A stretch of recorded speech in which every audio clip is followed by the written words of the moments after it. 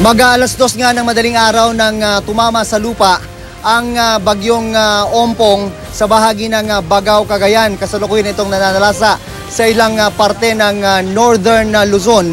Kabilang na itong Ilocos Region kung nasaan kami ngayon. Nandito nga kami mga kapuso sa Narvacan, Ilocos Sur. At kung makikita nyo sa aking likuran, tatabila ako bahagya para makita nyo yung sitwasyon ng dagat dito. Naglalakihan yung mga nakikita nating alon dito. At napakalakas ng bugso ng hangin. Ibang-iba itong sitwasyon na ito sa nadatnan natin kaninang umaga. So mga nararanasan natin itong ganitong sitwasyon, mga nasa mahigit 1 oras na. Tuloy-tuloy ito at laking gulat nga ng mga residente rito dahil hindi nila akalaing magkakaganito na naman ang panahon. Dahil kanina ay medyo bumubuti-buti na yung panahon. Katunayan ay nag-aayos na nga sila ng kanilang mga nasirang bubong, mga bumagsak na puno, nagliligpitan na sila. Pero ito'y bumulagaan na naman sa kanila at hinto na naman yung kanilang paglilinis, hinto na naman yung pagkukumpuni nila sa kanilang mga gamit.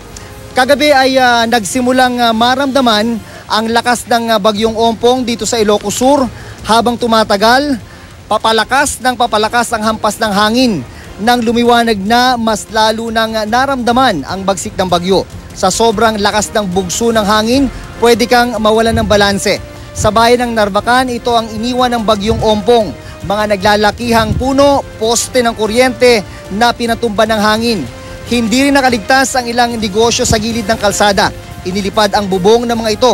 Sa bayan naman ng Santa, isa sa pinaka-critical areas ng probinsya, maswerte at nakaligtas sa pinangangambahang storm surge yung kanilang lugar. Maagap din kasing nagkaroon ng preemptive at forced evacuation sa lugar. Mga 500 evacuees yung kanilang inilikas. Sabi nung kanilang alkalde doon na nakausap natin, maswerte yung naramdaman daw nila na bagyong Ompong ay hindi ganong katindi kumpara doon sa naranasan nilang bagyong Lawin. At ang sabi nga niya kanina ay baka daw mamayang hapon ay baka pauwiin na niya yung kanilang mga evacuees na nasa mga evacuation center, yung mga paaralan doon sa kanilang bayan. Pero sa nakikita natin ngayon, pag nagtuloy-tuloy ito, baka hindi pa siguro kailangan magpauwi ng mga evacuees doon sa kanilang mga tahanan. At kanina, nakakapanayam natin, nakausap natin ang ating resident meteorologist, Ginoong Nathaniel Cruz. Ang sinasabi niya, bagamat papalayo ng lupa yung bagyong Ompong, ay wag daw baka sakali dahil ang pwedeng maging kasunod dito ay yung habagat daw. Hahatakin daw nito yung habagat na magdadala ng matinding pag-ulan dito sa probinsya ng Ilocos Sur kung saan nandito kami. Samantala, kumustahin naman natin ang aking partner na si Marie Sumali na nasa Baguio City. Partner? Yes, partner, bago natin puntahan yung sitwasyon dito sa Baguio City, gusto ko lamang malaman, sa ngayon, pasensya ka na, hindi ko nakikita, wala akong monitor kung ano yung sitwasyon mo ngayon dyan. Pero, gaano pa kalakas yung ulan? Ganun pa rin ba, kasing tindi pa rin ba nung tumama ito dyan sa Cagayan, partner? I mean sa Ilocos, partner, sorry.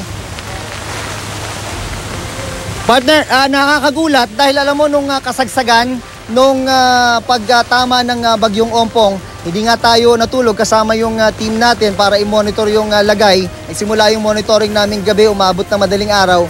Ang na-observe namin ay sobrang lakas lang na hangin.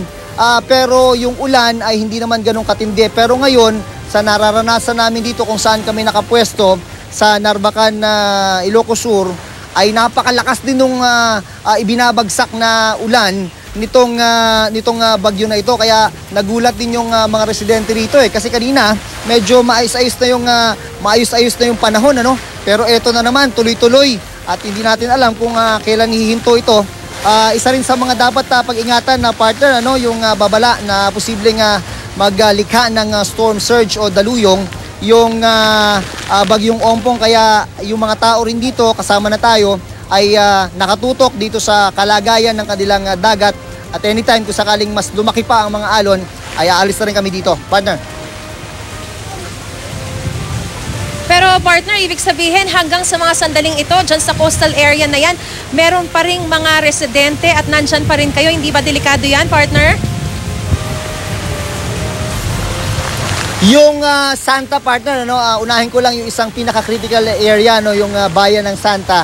Naka-evacuate na yung mga tao doon, mga mga padre di pamilya na lang yung mga naiwan. Ganon din naman dito.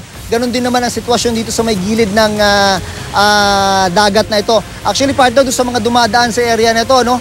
Ito yung lugar kung saan may pamosong groto. May pamosong groto sa may papasok ng dagat. So kung familiar kayo rito sa lugar na ito, elevated ito, hindi ito yung pantay ng dagat. So meron pang sigurong mga tansya natin, mga 2 to 3 meters yung elevation namin. Doon sa nakikita mong dagat na yan, medyo may kataasan pa kami dito.